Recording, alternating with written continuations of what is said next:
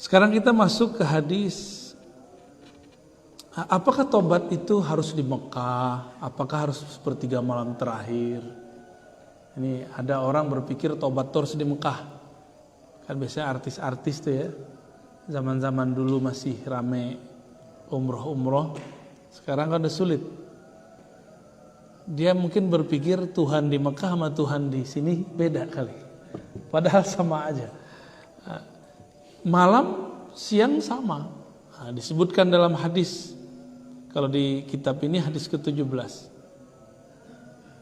Dari Sayyidina Abi Musa Al-Ash'ari anin Nabi sallallahu alaihi wasallam. Sebelumnya mari kita baca surah Al-Fatihah. Kita kirimkan untuk baginda Nabi Muhammad sallallahu alaihi wasallam.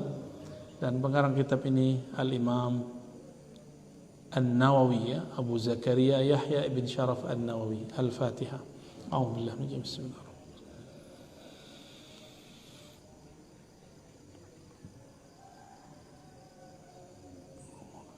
Bismillahirrahmanirrahim. Abu Musa Al-Ash'ari ini jidnya Imam Abul Hasan Ash'ari ya, yang disebut Imam Aqidah.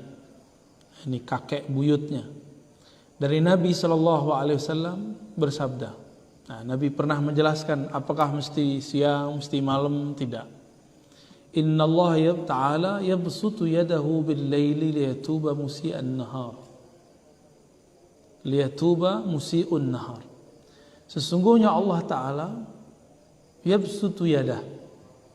Secara harfiah yabsutu yadah artinya membuka lebar-lebar tangannya.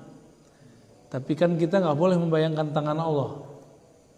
Maka cukup diartikan Allah membuka, memberikan kesempatan bil-lail, pada malam hari, liyatuba musi'un nahar, supaya orang maksiat di siang hari sadar.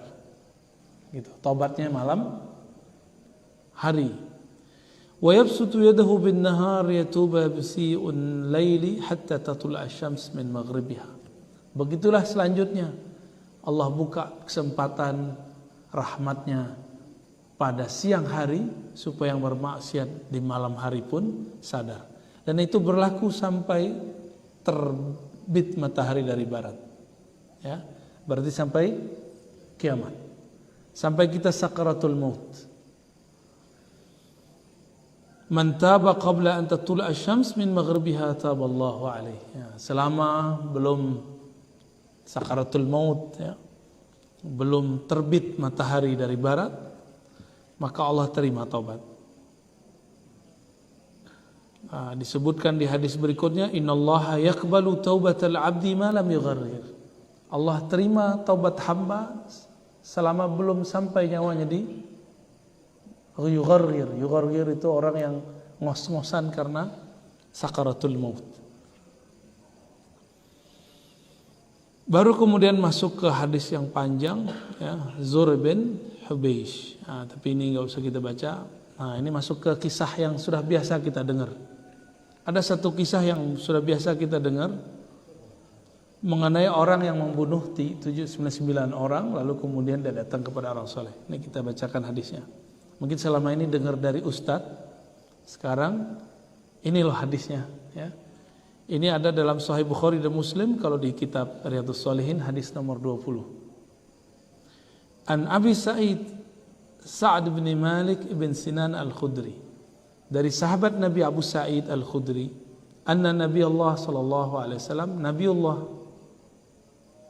sallallahu alaihi wasallam bersabda ya. Kana fi man kana min qablakum rajulun qatala 99 nafsan. Dulu, ini Nabi cerita masa lalu. Nabi ini kan nggak pernah belajar tentang kitab-kitab yang lain. Maka ini dikabarkan atau Nabi diperjalankan ke masa lalu, maka beliau bercerita. Ya. Dulu kan belum ada sekolah hadis, Pak. Ya. Berarti Nabi diperjalankan oleh Allah ke masa lalu. Dulu ada seseorang rajulun qatala, membunuh 99 rajulan, membunuh 99 orang. Banyak apa dikit tuh? Banyak ya. Ada nggak dosa yang lebih gede dari itu? Sepertinya nggak ada lagi. Itu dosa paling besar, bunuh 99 orang. Ya. Bunuh satu orang aja udah nggak besar.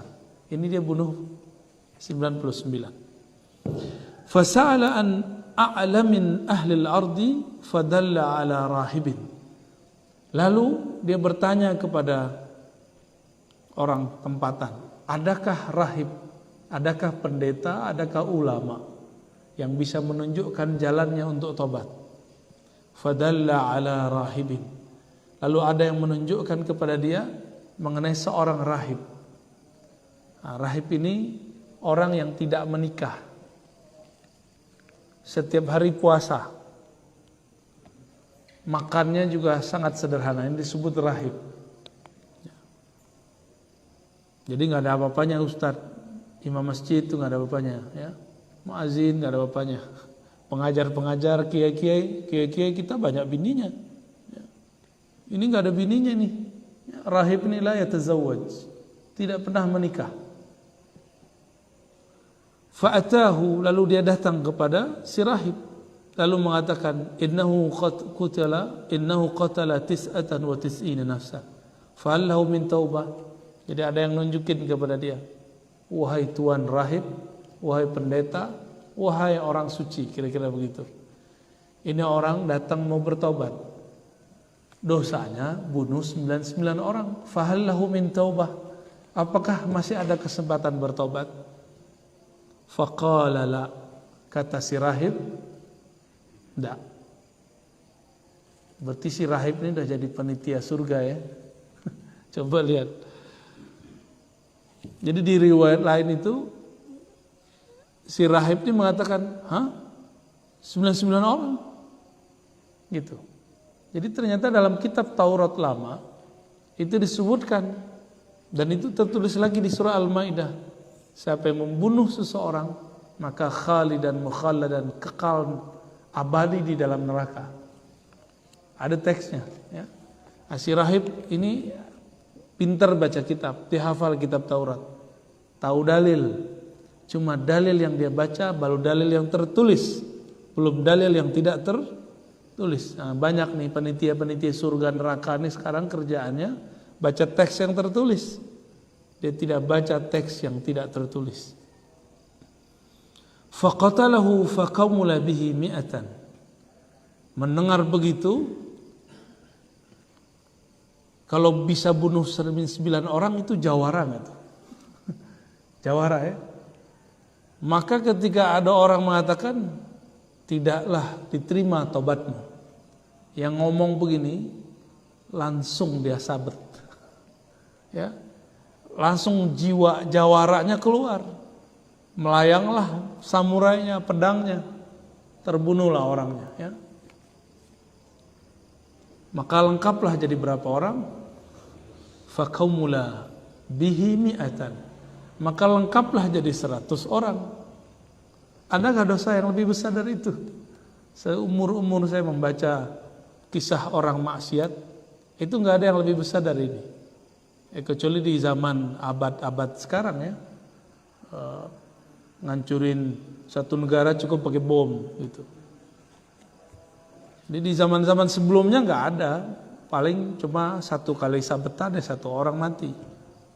Berarti dia sudah membunuh orang berapa kali melayang itu pedangnya ya.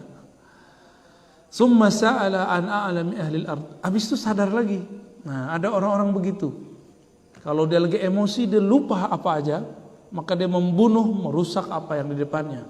Selesai dia tobat lagi, dia kemudian sadar lagi. Pernah ketemu orang begitu enggak?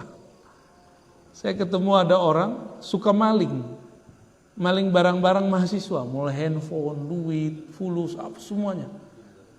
Tapi kalau sudah habis, dia sadar lagi. Ada yang begitu. Ada yang sadarnya kalau udah ketahuan. Ada yang sadarnya kalau jam-jam sholat. Ya, datang ke saya terus ngomong, apakah ada salah orang tuaku sehingga aku begini? Saya nggak ngerti nih orang maksudnya apa. Padahal orangnya soleh, bajunya pakai koko tiap hari, ya. Dia tidak pernah celananya itu di bawah mata kaki tiap hari, pakai sarung, jenggotnya masya Allah kalah jenggot saya Pak. Kalau jam sholat masuk dia jadi imam saya. Pertanyaan dia apa waktu itu? Saya ini orang kotor Ar-Razi. Saya ini banyak maksiat. Saya mikir, dari mana maksiatnya dia? Jadi inilah kalau lagi sadar pas jam-jam sholat. Jam sholat dia ingat Allah. Kita nggak ngeh maksud dia apa. Oh ternyata setelah hampir setahun bergaul dengan dia, itu handphone mahasiswa sekitar situ dia ngambil itu. Tapi dia sadar kalau ini nggak benar. Dia nggak tahan aja ngelihat itu. Maka dia bertanya, apakah ini salah bapakku? Bapakku orang jahat, preman di satu tempat. Saya nggak nyambung-nyambung, nggak ada urusannya. Mau bapakmu jahat, kalau kamu pengen jahat, kamu yang jahat. Sotoy, sok tahu. Ternyata ketahuan, itu digebukin Pak, kawan saya itu. Dan saya dituduh juga ikut konspirasi. Ikut konspirasi, bantu dia maling. Kenapa? Karena dulu ada handphone teman-teman kita, mirip dengan handphone yang saya punya. Saya belinya dari dia. Itulah ya. Jadi ternyata nggak ketahuan maksiat yang begitu dengan penampilan. Jadi jangan tertipu dengan penampilan, Pak. Penampilan saya begini jangan tertipu juga. Ngelihat ada orang yang soleh, belum tentu batinnya selamat. Ya. Belum tentu di depan orang soleh, di belakang belum tentu soleh. Dan semua orang mengalami hal itu. Ketika selesai maksiat sadar, bertanya lagi. Fasala an a'lami ahli al-ard. Lalu dia bertanya lagi mengenai, adakah orang yang paling mengerti, paling kenal Allah di muka bumi? Fadalla alaih, ya. Lalu ada yang menunjukkan kepadanya. Dibawalah kepada seorang ulama di pelosok, nggak terkenal, tapi hatinya lembut. Ketika dibawa kepada orang itu, dilaporkan bahwa orang ini, si pemaksiat ini sudah bunuh 100 orang. Yang terakhir ahli agama yang dia bunuh. Afahal lahu min taubah? Apakah masih ada kesempatan dia bertobat? Faqala na'am. Ini mengagetkan. Tiba-tiba ulama yang ini dia bukan rahib. Dia menikah. Dia tidak menahan dirinya dari menikah. Dia orang biasa-biasa aja. Cuma orang kampung situ kalau tanya apa-apa ke dia. Apa jawaban orang ini? Naam. Masih ada. Fama yahulu bainahu wa bainat taubah. Wa man yahulu bainahu wa bainat taubah. Siapa yang menghalangi dia dari taubat? Justru diberi kesempatan oleh ulama yang ini, yang tidak disebut rahib. Cuma disebut rajulin alim. Orang yang alim kepada Allah. Jadi ada dua hal yang disebutkan dulu. Ada rahib ahli ibadah. Ada yang kedua alim. Orang yang mengenal ilmu kepada Allah subhanahu wa ta'ala. Jadi ternyata kalau ada orang ahli zikir, ahli ilmu, ahli zikir doang, itu beda. Ahli puasa itu beda. Ini kita lihat tidak sedikit orang yang cuma menjaga sholat 5 waktu udah merasa lebih suci daripada orang yang tidak sholat 5 waktu. Padahal sholat dia nggak khusyuk-khusyuk amat. Ya. Khusyuk nggak Pak sholatnya tadi? Kira-kira dijamin nggak itu, diterima nggak sholat barusan itu? Saya nggak yakin ya. Ya. Saya nggak yakin sholat kita yang barusan itu diterima Allah. Karena saya jamin dari awal takbir sampai assalamualaikum, pikirannya pasti sempat beberapa kali blank karena baru bangun tidur. Kalau siang hari bukan blank, malah kepikiran kerjaan. Kita ini kan lucu. Kalau kerja nggak bawa-bawa Allah, tapi kalau lagi sholat bawa-bawa kerjaan. Ya. Ini perbedaan kita. Lagi ada masalah di rumah, pakai sholat. Kepikiran. Orang ini orang alim, dia mengerti. Yang punya dosa bukan orang itu doang. Saya juga punya dosa. Lalu siapa yang menghalangi dia dan saya kepada Allah Subhanahu wa ta'ala? Kira-kira begitu kata orang alim ini. Namun beliau kasih syarat. Intalik ila ardi kaza wa kaza. Fa inna biha unasan ya'buduna Allah ta'ala fa'budillahi ma'ahum. Wa la tarja' ila ardika fa innaha ardu su'in. Nabi kasih bukan kabar ya, bahwa orang ini memberi syarat. Jika engkau tobat, ada satu syaratnya. Intalik. Intalik itu bahasa Arab artinya ukhruj, intaqil. Keluarlah, pindahlah kamu dari kampung yang kamu rusak di situ ke kampung yang seberang sana. Fa inna fihim unasan ya'buduna Allah. Di sana, di negeri sana ada orang-orang baik yang mereka tidak menyekutukan Allah, tidak membunuh, tidak berzina, tidak segala macam. Akhirnya dia lakukan itu. Nah, ini kemudian menjadi tips kalau mau tobat. Kalau mau tobat, tinggalkan komunitas. Mungkin komunitas itu bukan menjadi penyebab kita berbuat buruk. Kitalah menjadi penyebab mereka melakukan keburukan. Ini dalam kitab Ar-Risalah Al-Qushairiyah dan Al-Hadaik disebutkan, kalau kita menghindar dari satu komunitas, menganggap misalnya kita hijrah nih, taubat. Jangan menganggap kita ini dirusak oleh komunitas itu. Tapi berkeyakinanlah bahwa jangan-jangan kitalah penyebab mereka rusak. Kenapa? Al-Imam Al-Qushairi menyebutkan, orang-orang yang meyakini dia dirusak oleh suatu komunitas, satu tempat, itu orang sombong. Lalu dia mengatakan, saya ingin menjauh dari orang-orang rusak. Nah, ini orang-orang sombong ini. Ya. Yang benar gimana? Saya mau mengurangi kerusakan yang ada di sana. Sayalah penyebab mereka rusak.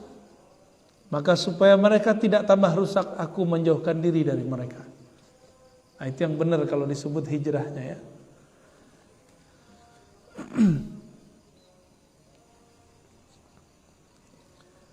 Dan di tengah jalan, jalannya belum lama nih. Ini 100 orang dia bunuh. Mungkin umurnya sudah mulai tua nih orang. Tapi jawara udah tua, udah penyakitan, udah banyak tusukan di badannya. Belum sampai tengah perjalanan, tiba-tiba malaikat maut datang menjemputnya. Sejengkal lagi nyampe di tengah. Jadi antara dia dan kampung yang mau dituju udah sampai setengah tapi kurang sejengkal. Nah, begitu dalam hadisnya. Fakhtasamat fihi malaikatur rahmah wa malaikatul adzab. Maka berdebatlah di situ malaikat rahmat dan malaikat azab. Jadi ternyata kalau kita meninggal ada dua malaikat yang berebut, Pak. Ada malaikat rahmat, malaikat kasih sayang, yang nanti akan menjadi dalil, menjadi bukti, menjadi tameng kita kalau kita nanti mau disiksa, dialah yang nyelamatin. Yang kedua, malaikatul azab, malaikat azab. Malaikat yang kerjanya marah-marah mulu. Jadi kalau rahmat nih senyum aja. Jadi awal dicipta sampai sekarang dia senyum. Kalau malaikat azab dari awal sampai sekarang dia megang pentungan, Pak. Bukan pentungan juga ya. Dia megang senjata yang untuk nyiksa orang itu. Malaikatul azab. Jadi kita ini masing-masing lagi dientai oleh dua malaikat ini. Lalu dihitunglah. Jadi ketika mereka berdebat, jadi malaikat ini debat.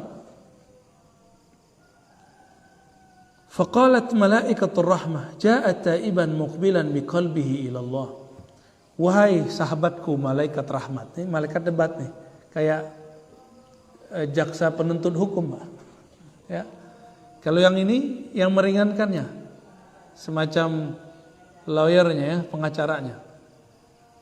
Wahai malaikat azab, bukankah engkau melihat dia datang mau pergi ke kampung sebelah, taiban muqbilan biqalbihi ilallah.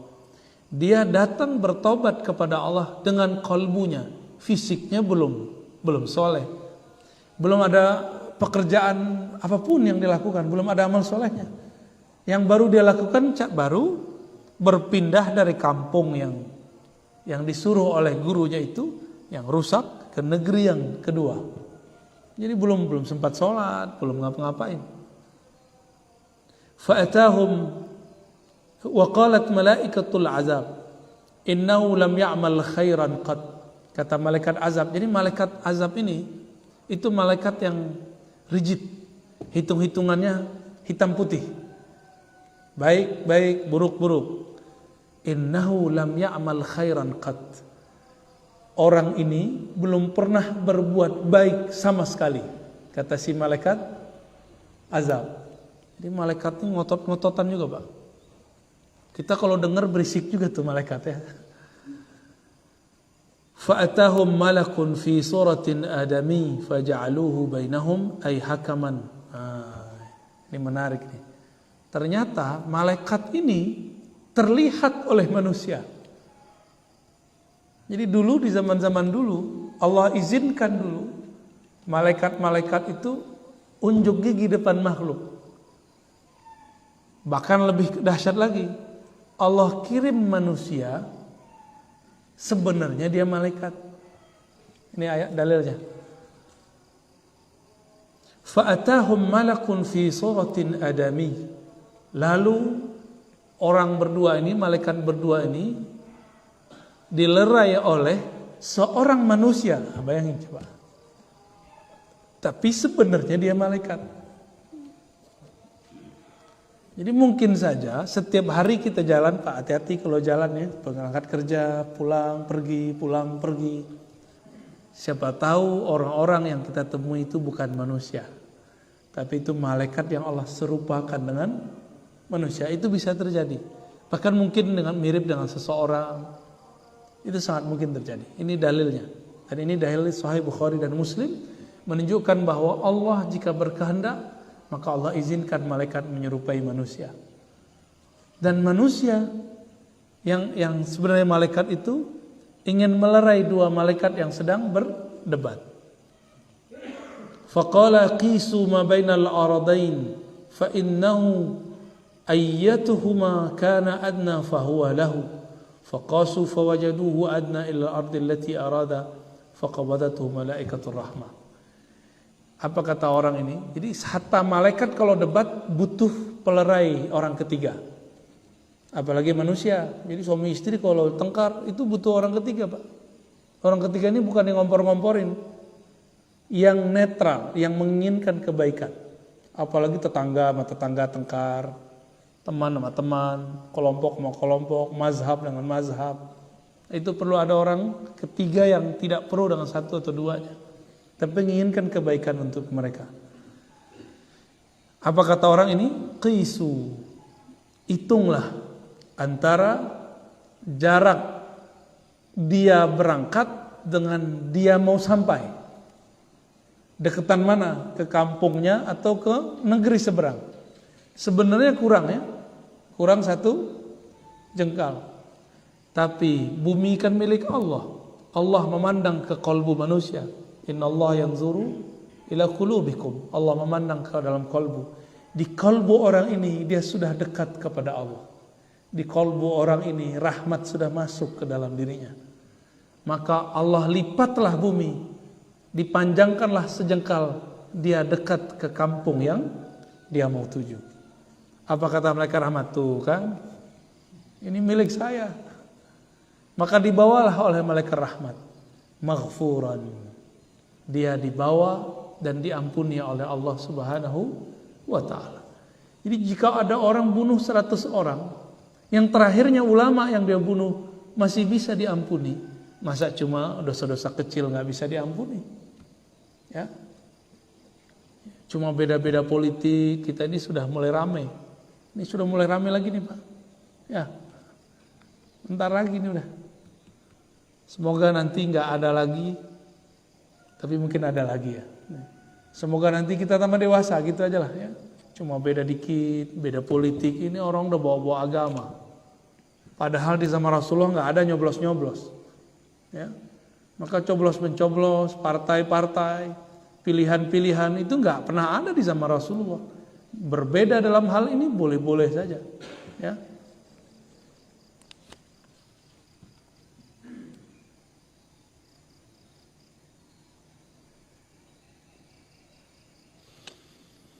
Jadi yang paling penting dalam pelajaran hadis ini apa? Ternyata tobat itu urusan kolbu. Karena dalam teks tadi disebutkan, wahai malaikat azab, kata malaikat rahmat, innahu, sesungguhnya orang ini, pemaksiat ini, ja'a taiban biqalbihi ilallah. Orang ini dengan kolbunya datang kepada Allah. Allah itu lebih dekat daripada diri kita sendiri. Aqrabu ilaina min hablil warid, lebih dekat bahkan dari urat nadi kita sendiri. Berarti Allah bukan di sini juga. Ya, lebih dekat dari itu. Nah, kenapa orang tadi si rahib yang pertama dia mengatakan tidak ada tobat bagimu? Karena orang ini merasa bahwa amal-amal yang soleh itu bergantung amal zahir. Sedangkan yang kedua mengatakan tidak ada yang menghalangi kamu dari tobat. Orang ini memandang bahwa untuk kepada Allah itu urusan kolbu. Nah, jadi ke depan kita kalau ngelihat ada orang maksiat, ada orang ya tidak benar, nggak boleh berprasangka. Siapa tahu sesaat setelah kita melihat dia menjadi orang yang taat. Di dalam kitab Al-Hikam dikatakan, janganlah putus asa orang yang bermaksiat. Siapa tahu itu akhir dari maksiatnya. Janganlah merasa sok suci orang yang beramal soleh. Siapa tahu itu akhir taatnya. Habis itu dia maksiat terus. Nauzubillah min zalik. Kemudian ada kisah yang panjang. Ini kisahnya panjang sekali nih. Saya ringkas aja ya. Kisah mengenai pertobatan sahabat Nabi yang tidak ikut perang. Namanya Ka'ab. Ya. Ka'ab bin Malik. Beliau bercerita an takhallufihi an Rasulullah SAW fi ghazwati Tabuk. Dia bercerita bahwa dia tidak jadi ikut perang, berjihad waktu perang Tabuk. Ini perang yang sangat urgen. Kok ada yang mundur gitu. Lalu Ka'ab mengatakan, lam atakhallaf an Rasulullah SAW fi ghazwatin ghazaha qat illa fi ghazwati Tabuk. Sebelumnya aku tidak pernah mangkir atau tidak pernah menghindar dari perang apapun, jihad manapun. Selalu ikut berjihad bersama Rasulullah sallallahu alaihi wasallam. Kecuali satu perang, yaitu perang Badar. Beliau belum Islam waktu itu ya. Lalu beliau mengatakan bahwa di saat mau berangkat itu, dia kepikiran anak istrinya. Maka dia minta izin kepada Rasulullah. Wahai Rasulullah, izinkan aku sejenak pulang melihat rumahku. Rindu pulang kampung. Maka pulanglah dia sebentar. Pas nyampe di rumah, maklum, semua istri kan maunya suaminya di rumah. Benar gak? Ya, di rumah aja mas gitu ya. Itu normal, manusiawi, itu dari dulu sudah begitu. Ya. Gak nyaman kalau suaminya kelayapan kemana-mana, hatta walaupun hal-hal yang baik. Tapi beberapa keluarga saya juga heran, suaminya nongkrong di kafe nggak apa-apa, tapi kalau suaminya pengajian baru apa-apa. Ini udah ketemu nih beberapa orang nih. Ada juga yang artis, ada juga yang mantan artis. Ada mantan artis. Ada juga orang-orang biasa. Kalau nongkrong, minum-minum, gak apa-apa sama bininya. Ya, bahkan nyabu dibiarin sama bininya. Tapi pas pengajian nggak tahu dalam pikiran istrinya apa. Saya nggak ngerti kan, nggak pernah jadi istri kita kan. Tanya aja ke ibu-ibu itu ya. Akhirnya beliau nggak tahan melihat anak istrinya ditinggal. Mulai terbayang menakuti dirinya. Ntar kalau saya mati anak istri saya gimana? Istriku jadi janda, anak-anakku menjadi yatim piatu atau yatim. Maka dia mager. Tahu mager ya? Malas gerak. Udah di rumah aja. Orang udah perang, jihad, ternyata menang. Pulang-pulang Nabi SAW bawa harta rampasan perang. Biaya perang itu gede. Maka dihalalkan di zaman Nabi Muhammad SAW, kalau perang menang bawa harta rampasan perang. Itu sebabnya para sahabat tuh sering mengalami pacaklik, sering mengalami kemiskinan. Kenapa? Biaya perang gede, gede sekali biaya perang itu. Sampai sekarang begitu. Amerika angkat kaki dari Irak, dari Suriah, karena hasilnya nggak ada. Suriah masih ada aja. Aljazair tumbang langsung. Apalagi negara yang hancur. Irak hancur langsung. Suriah sampai sekarang masih tahan. Isu Sunni Syiah ternyata nggak laku. Kenapa? Di sana mereka nggak memperdebatkan itu. Ternyata itu isu dibawa dari luar. Isu apa? Sunni Syiah. Itu biasa Pak, dibawa ke dalam. Itu isu yang dibawa. Ternyata orang-orang Amerika itu sudah paham. Bukan Amerika semua Pak ya, bagian-bagian intelijen mereka itu. Untuk menghancurkan umat Islam nggak perlu pakai bom. Adu aja Sunni sama Syiah. Padahal yang disebut Syiah bukan Syiah, masih Ahlus Sunnah. Cuma karena beda faham, beda satu maulid, satu nggak maulid. Itu aja beda-beda tipis aja tuh. Lalu dibuatlah data-data palsu. Oh perang beneran. Bahkan banyak yang dikirim. Saya ketemu juga mantan mujahidnya pulang Pak. Masih diterima, alhamdulillah masih diterima. Dia masih muda. Bapaknya mati di sana. Matinya bukan mati lagi perang. Jadi mereka ini merindukan ada kekhalifahan di akhir zaman. Mendengar ada Islamic State, negara Islam di Irak, di bagian tertentu di Suriah, maka diberangkat, dijual aset-asetnya. Sampai di sana ternyata tidak ada khilafah Islam yang dia lihat. Yang ada amburadul, yang ada rasis. Satu kali ada yang sakit di rumahnya itu, neneknya dibawa. Semua keluarga dibawa, berharap negara Islam membawa rahmat. Ternyata negara Indonesia ini sangat Islami. Cuma sarungan, ya. Itu aja bedanya. Islami tapi pakai koplok, pakai kopiah hitam gitu, pakai kopiah-kopiah biasa. Islaminya ya beginilah Islami kita. Menurut dia negeri ini tadinya gak Islami, ternyata pulang dari sana dia merasa negeri ini sangat Islami. Jadi lagi sakit salah satu keluarga, ayahnya keluar cari obat, sampai di luar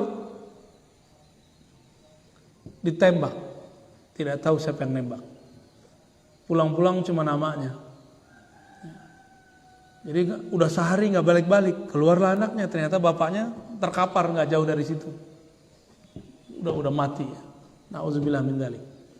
Jadi kadang-kadang udah itu kan keluarga besar itu, bapak, ibu, anak. Selevel orang tua masih nggak mengerti bagaimana yang disebut negara Islam. Ya. Indonesia bagi saya termasuk negara yang sudah lumayan banyak lah Islaminya. Bapak ibu ini kalau nikah pakai KUA nggak? Ya, Islami nggak tuh? Urusan haji yang paling rapi di dunia itu negara Indonesia. Salah satunya. Malaysia juga bagus tuh ya. Tapi antri di Malaysia sebelum pandemi sudah 70 tahun. Kita antrinya masih 10 sampai 15 tahun sebelum pandemi. Sekarang saya nggak tahu deh. Ya, sekarang mungkin udah puluhan tahun kali. Dan mungkin kita nggak sempat kali Pak. Sebagian besar kita sudah meninggal duluan. Baru bisa pergi haji umroh. Jadi jangan berpikir negara disebut negara Islam belum tentu Islami. Negara Islam itu bukan nama. Islam itu satu sikap, ya. Dan itu butuh proses yang panjang, ya. Ka'ab ibn Malik pulang melihat, ya, bukan pulang, ya, dia kemudian melihat Nabi SAW pulang membawa harta rampasan perang. Di saat itu ternyata ada 2 orang lagi yang nasibnya sama dengan dia. Mau perang, mau jihad, mampir ke rumah gak balik-balik. Ini ada 2 orang lagi, berarti dia berapa? Dia bertiga. Lalu ada 50-an orang yang tidak pernah ikut penataan perang, tapi datang bersama mereka bertiga. Berarti sekitar 53-an. Ini perkiraan angka-angka kita berdasarkan hadis ini. Yang 50 orang ini tidak ada perasaan malu. Jadi ketika datang Nabi bawa ghanimah, rampasan perang, itu ia meminta. Mereka meminta bagian. Minta bagian supaya diberikan harta rampasan perang, padahal nggak ikut perang. Apa kata mereka? Wahai Rasulullah, kami ini sakit, punggungku sakit, badanku sakit, kayak gitu. Oh, macam-macam buat alasan. 50 orang itu lebih. Mereka kemudian diberikan oleh Rasulullah kelonggaran dan diberikan harta rampasan perang. Tapi yang 3 ini nggak ngomong. Wahai Rasulullah, kami tidak ikut perang. Mohon ampunkan untuk kami. Alasannya apa? Nggak ada alasan, wahai Rasulullah. Polos. Yang bertiga ini polos. Kami tidak perang karena kami memang tidak perang, wahai Rasulullah. Jadi kata Ka'ab, itu yang 50 ternyata orang-orang munafik. Ternyata orang-orang munafik. Kalau lagi nggak berbuat apa, alasan banyak. Maka coba cek, ya, ciri-ciri orang munafik itu banyak alasan. Jadi kita kalau salah aja, ya, nggak usah banyak macam-macam alasan. Salah katakan, ya Rabb, asaituka, aku bermaksiat durhaka kepadamu. Kenapa? Ya karena aku seorang hamba yang bodoh, yang banyak maksiat, yang kotor. Disebut begitu aja. Nggak usah kemudian kita merasa menyalahkan siapa-siapa. Ini ada artis baru taubat nyalahin musiknya, ya. Itu kan childish, Pak. Dia yang maksiat, yang dia salahkan apa? Musik. Lah musik kan nggak bernyawa. Lebih hebat handphone kali bikin maksiat daripada musik. Kalau mau tobat sekalian dari handphone, dari TV. Benar nggak? Yang bikin kita maksiat lebih banyak handphone kita. Ternyata itu cara menutupi aja. Ada sesuatu yang ditutupi, ya. Ada orang nih tengkar, yang dia salahin siapa? Ini suami istri nih tengkar. Ini bapak ini kan suami istri nih. Tengkar di rumah, nyalain siapa?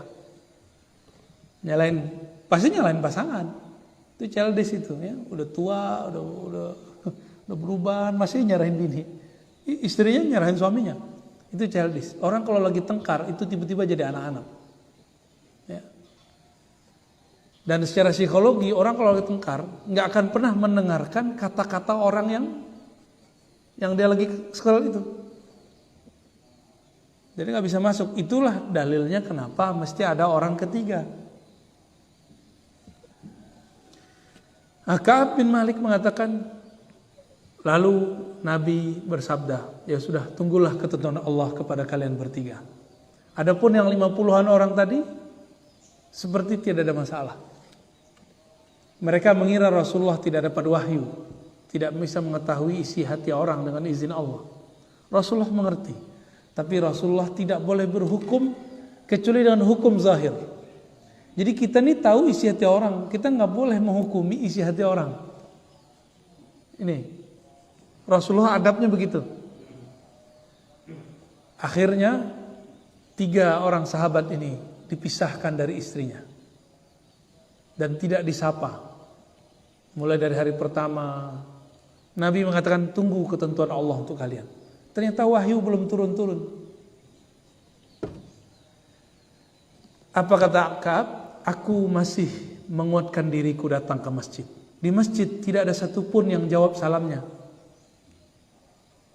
Gak ada satupun yang memandangnya. Ketika Nabi ta'lim, Nabi tidak mau melihatnya. Maka dia menunduk. Di saat dia menunduk, Nabi melihatnya. Dia merasa diperhatikan Nabi. Ketika dia naik, Nabi pura-pura gak ngeliat dia. Begitulah selama hampir 40 hari. Di riwayat lain disebutkan, tapi nggak disebutkan di sini.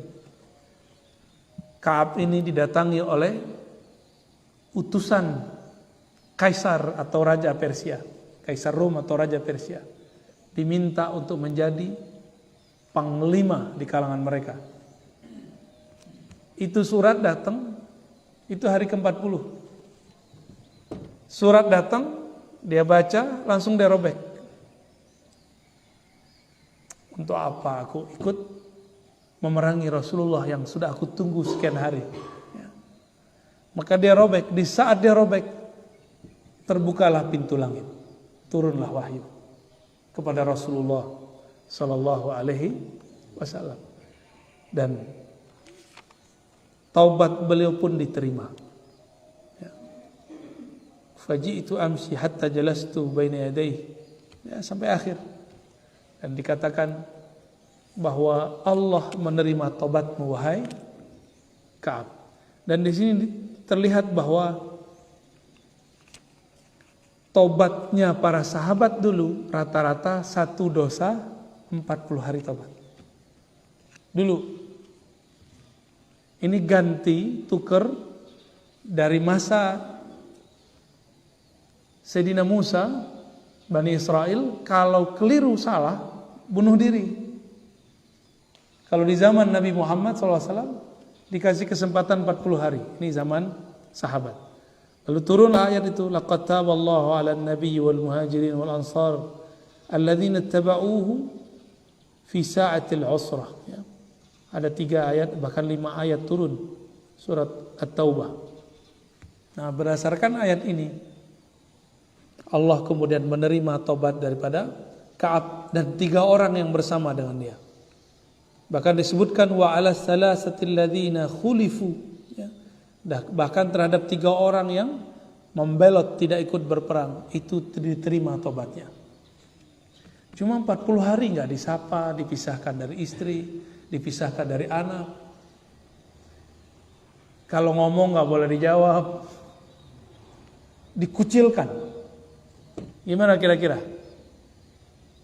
Itu siksaan luar biasa bagi Ka'ab. Tapi dia sabar. Dia digoda untuk menjadi jenderal, menjadi musuh, menjadi dapat fasilitas, dia nggak mau. Ya. Inilah Ka'ab bin Malik dan 2 orang atau 3 orang sahabatnya. Tobatnya diterima, tapi prosesnya lama ya. Kenapa 40 hari? Karena mangkir dari jihad itu dosa besar. Itu dosa besar. Karena 2 aja, munafik, mukmin, munafik, mukmin. Untuk membersihkan diri seseorang dari kemunafikan butuh 40 hari. Sayyidatuna Aisyah juga sama, dituduh selingkuh oleh orang munafik Abdullah bin Ubay yang tadi itu, yang 50-an orang tadi. Itu ada satu pemimpinnya namanya Abdullah bin Ubay. Nuduh Sayyidah Aisyah. Berapa hari baru turun wahyu? 40 hari. Sama 40 hari juga.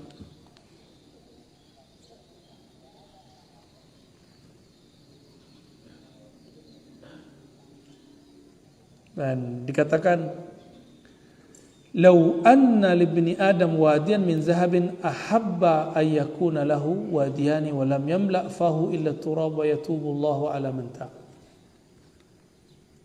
Ini babnya sudah nambah dikit ya, tapi ini masih satu tema. Ini dosa batin, dosa tamak. Tidaklah manusia mempunyai emas 2 gunung atau 2 wadi. Wadi itu artinya lembah. Kecuali dia pengen nambah lagi. Makanya Bapak coba rasakan dulu pengen punya rumah. Dapat rumah, Pengen nambah lagi. Ngerasa rumah sempit. Punya mobil. Dulu sebelum punya mobil paling punya motor. Habis punya motor, anak nambah. Ya Allah, kalau udah begini gak muat nih. Gitu gak? Habis punya mobil, pengen ganti mobil. Habis ganti mobil, pengen ganti mobil. Oh udah begitulah sampai nanti. Tapi apa kata Nabi? Wala yamla fahu ila turab. Mereka tidak akan puas sampai nanti puasnya dengan tanah. Maksudnya mati. Wa yatubullahu ala man taba. Allah terima tobat orang yang bertobat. Ini maksudnya tobat dari dosa tamak. Jadi ada dosa yang zahir, ada dosa yang batin. Ini dosa dari tamak. Pernah tobat nggak dari tamak? Kita ini tamak semua Pak, jujur aja ya. Coba kita kalah loh sama kucing, mohon maaf sama anjing. Itu si guguk, kalau sudah kenyang, dia bawa nggak makanannya ke kandangnya? Nggak pernah. Nggak pernah si guguk itu bawa nyimpen makanan untuk besok tuh nggak pernah. Kalau kita nyimpen di kulkas. Ya, bener gak? Wah itu masih biasa. Kita nih nyimpen dalam ATM. Lebih dahsyat tamak kita ini. Oh Ustaz, ini bukan untuk tamak, ini untuk persiapan masa depan. Ya itu ngeles aja. Bilang aja tamak. Dulu pikir, coba kalau dalam ATM ada 10 juta, masih muda. Pas sudah menikah, ya Allah, coba kalau di ATM ada 100 juta. Ya, begitulah terus, gak akan puas. Kalau saya punya 100 juta nih, saya bantu nih tetangga nih. Saya bantu nih orang-orang di sekitar nih. Dulu pas sudah ada 100 juta, bantu gak? Berbagi gak? Malah tambah pelit. Ya. Itu banyak Pak orang-orang yang butuh sekitar kita. Berbagilah. Ya. Jangan numpuk-numpuk terus. Rezeki kita bukan yang kita tabung, rezeki kita makan. Rezeki kita yang kita beri ke orang. Jadi kita kalau memberi ke orang itu rezeki kita di akhirat. Jadi sebanyak apa kita memberi untuk orang lain, sebanyak itulah rezeki kita nanti di akhirat dikalikan oleh Allah Subhanahu wa taala. Coba biasakan tiap hari memberi, beri, ngasih. Sampai jadi watak. Nah, orang-orang beginilah yang akan dipanggil nanti di depan pintu sorga. Pintu sorga itu gede sekali, itu ada 8 pintu. Dan di situ ada malaikat bacain nama. Pak RT, nggak kesebut Pak, paling namanya disebut. Pak Fahmi, nama jasadnya. Ada nama ruhani yang juga dipanggil. Jadi kloter pertama itu dipanggil orang yang mengenal dirinya. Dan dia tahu nama dirinya di hadapan Allah. Di Asmaul Husna ada namanya. Nama yang mana dia punya. Itu yang dipanggil oleh Allah. Kalau dia ahli sedekah dipanggil dari pintu sedekah. Tetap dipanggil dengan namanya.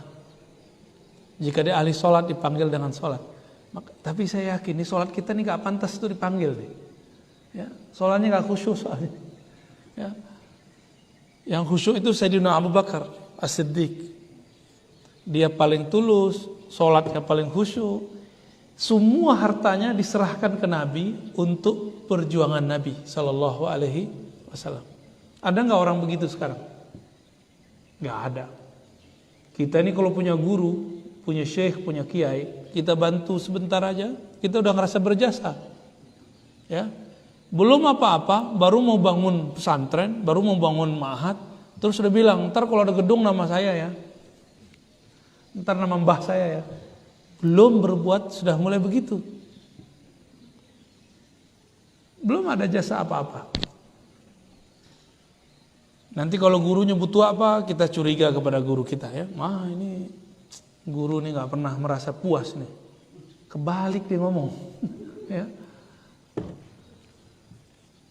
Hadis terakhir di bab ini, yadhakullahu subhanahu wa ta'ala ila rajulaini yaqtul ahaduhuma al-akhar yadkhulani al-jannah yuqatil hadha fi sabilillah fayuqtal fayaqtul ya, thumma yatubu Allah 'ala al-qatil fayuslim falyastashhad. Ini lucu nih hadisnya. Nanti kata Nabi, Allah tertawa di surga itu. Allah tertawa melihat Ada 2 orang dulu waktu di dunia bunuh-bunuhan. Yang pertama Muslim, yang kedua kafir. Yang kafir ini bunuh yang Muslim. Berarti yang Muslim masuk mana? Masuk surga, jihad fisabilillah, syahid. Tapi waktu di surga dia jalan-jalan di surga, dia lihat yang bunuh dia ada di surga. Bingung nggak Pak? Waktu dia masuk surga, dia lagi makan-makan, lagi masuk ke di surga itu disebutkan kalau ada hari pasar, hari Jumat itu hari pasar. Setiap kali ada orang pergi berangkat, itu kan istri-istri di rumah tuh, dia berangkat, kena terpaan angin, debu surga, mukanya langsung tambah cakep. Jadi setiap kali kena angin, itu cakep. Dan di surga itu banyak toko, banyak penjaga, tapi nggak beli Pak. Apa aja kita ambil, mau apa aja diambil. Ada baju paling mahal, ambil. Jadi pasarnya surga, cukup pakai fingerprint dia. Di tangan ini ada tanda ahli surga, coupling berapa, nanti dia punya hak dapat yang mana, toko yang mana yang boleh diakses. Pengen nggak? Nggak perlu pakai ATM, cukup pakai tangan, set, langsung diambil mana aja yang kita mau. Pulang-pulang dikatakan bahwa orang-orang yang berangkat ke pasar-pasar di surga 70 kali lebih indah wajahnya daripada sebelum berangkat. Jadi kita ini kalau berangkat kerja pulang-pulang kan bau. Berangkat kerja ya masih cakep, pulang-pulang waduh udah lengkap deh ya. Semua lipatan bau. Muka kusam.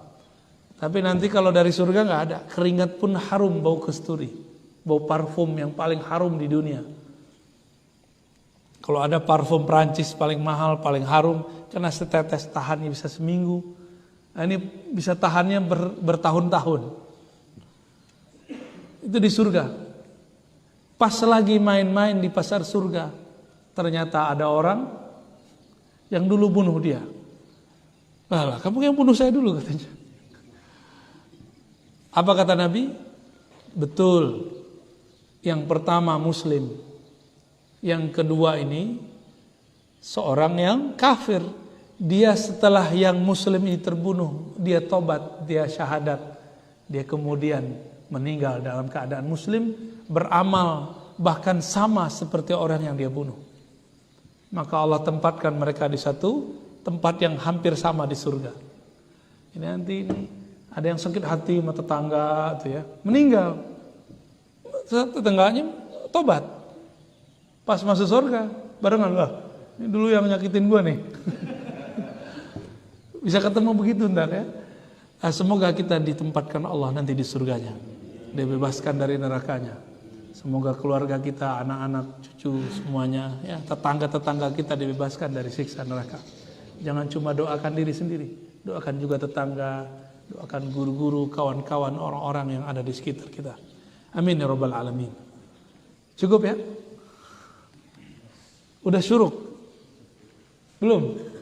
Hampir ya. Nah, terakhir.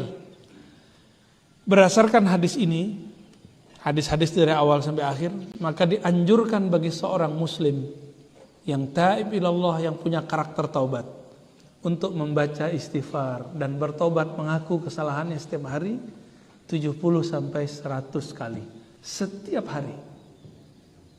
Pagi sore, pagi sore. Nah, kalau kami ini dijadikan zikir pagi sore. Jadi zikir pagi sore itu pertama istighfar, kedua tahlil, ketiga sholawat, keempat subhanallah bihamdi sholal azim. Ya, udah cukup 4, ditambah ya latif kalau mau. Itu namanya zikir pagi sore. Ada lagi zikir yang lain Pak, zikir maqalid namanya. Kalau ini istighfar. Tapi istighfarnya bukan ngejar angka, istighfarnya mengingat. Istighfar yang paling indah itu adalah mengistighfarkan setiap anggota tubuh. Ya. Lalu mengistighfarkan batin. Dan yang terakhir mengistighfarkan adab-adab kita yang salah.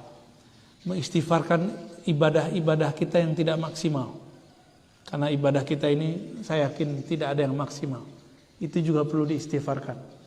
Nah, dengan demikian 100 itu tinggal dibagi 3. 30-an, 30-an, 30-an jadi 100, kira-kira begitu ya. Zahir, batin, adab. Itulah rahasia tobat Nabi Muhammad sallallahu alaihi wasallam. Dan pribadi orang yang tobat suka mengakui kesalahan. Suka mengatakan, oh saya yang salah, Anda tidak salah.